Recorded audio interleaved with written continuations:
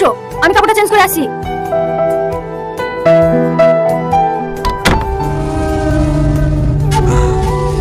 এটা আমি কি দেখলাম? ও স্বামী মরে গেছে বলি ও স্বামীকে এইভাবে বেঁধে রেখেছে? না না, আমার মনে কিছু ঢুকছে না।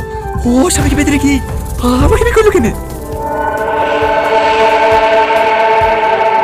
তুমি এই ঘরে শুয়ে পড়ো, কোনো কিছু সমস্যা হলে আমাকে ডাকবা, আমি পাশের ঘরে থাকছি। কেন? তুমি আমার সাথে থাকবা না? না। কিন্তু তুমি তোমার বউ। শোনো, তুমি এই বাড়িতে থাকবা, খাবা, যত টাকা প্রয়োজন হবে আমাকে বলবা, আমি তোমাকে দেবো, কিন্তু কোনোদিন ভুলেও আমাকে টাচ করার কথা ভাববা না, ঠিক আছে? ঠিক আছে। Good boy. একটু বসো, রাতের খাবার দিয়ে যাবে। না না, এর মধ্যে নিশ্চয়ই কোনো রহস্য আছে, আমাকে জানতেই হবে। বলে দেবো আপনাকে এভাবে বেঁধে রেখেছে কেন? আমি ওর পেছন নিয়ে গেল করেছি, তাই ও আমাকে শান্তি দিচ্ছে। মানে ও আমাকে অনেক ভালোবাসতো, চোখ বন্ধ করে আমাকে বিশ্বাস করতো।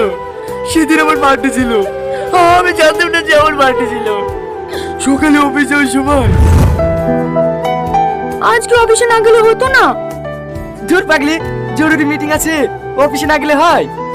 ঠিক আছে যাও, কিন্তু তাড়াতাড়ি চলে আসবা। আচ্ছা ঠিক আছে, চেষ্টা করবো। চেষ্টা করবো না, আসতেই হবে। আচ্ছা আচ্ছা ঠিক আছে।